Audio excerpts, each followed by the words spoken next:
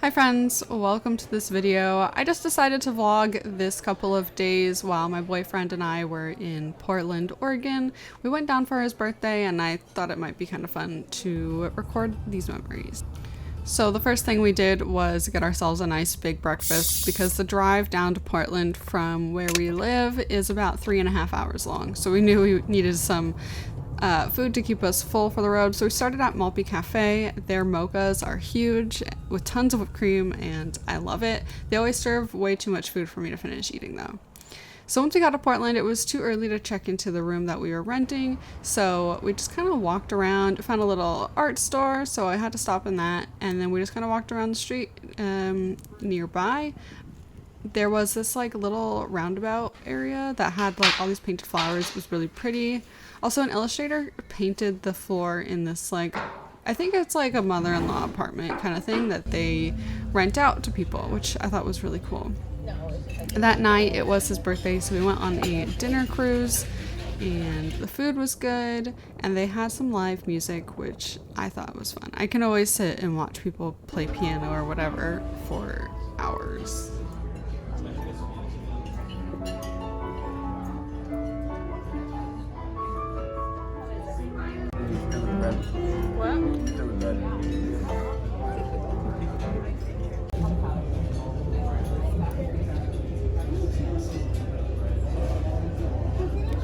So after the dinner cruise, it was only like 9:30, so we went out to this place that just had really cool outdoor seating and hung out for a bit. And the next morning we went to Voodoo Donuts because I had never been before, so I thought that would be fun. He got the maple bacon and I got mango tango. I did enjoy the mango, but I will say the topping, it was like eating pixie sticks. So first thing in the morning, it was maybe a little bit much, but it was really good. And I figured I would get a weird flavor while I was there. Then we went to this cool coffee shop that was also like motorcycle themed. And so they had like a lot of stuff on the walls, like helmets and things like that. So it was definitely unique.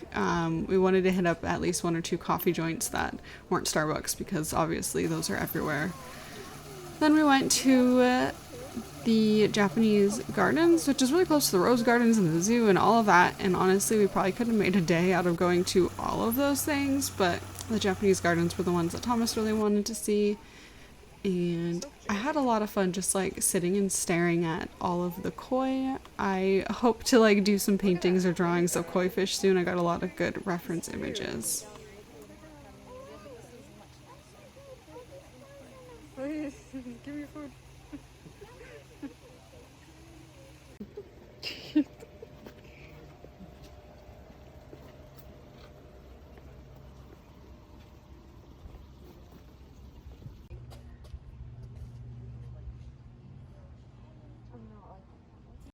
That's what I'm trying to tell you.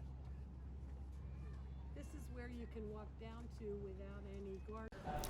So at the Japanese gardens, there was also this like art exhibit, which I think, so I'd been to the Japanese gardens before, but I don't think I went to the art exhibit, and it was really cool to see all this. And unfortunately, I don't have anything that had this artist's name printed on it, so I don't remember his name, but I really loved his art. I thought it was really pretty.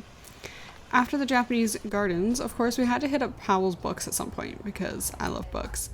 For those who don't know, Powell's Books is, I think, the largest bookstore, at least in the US, if not the world. It is absolutely ginormous. I don't think we spent more than like an hour there just because Thomas isn't a big book person and I didn't want to take forever, but it was a lot of fun. I did end up buying a book of Latin poems that had Latin on one side and English on the other.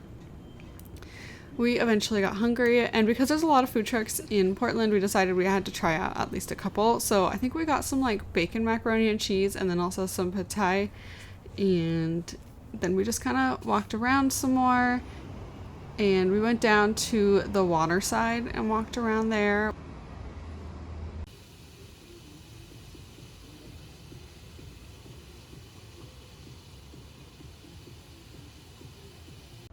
This peanut butter burger.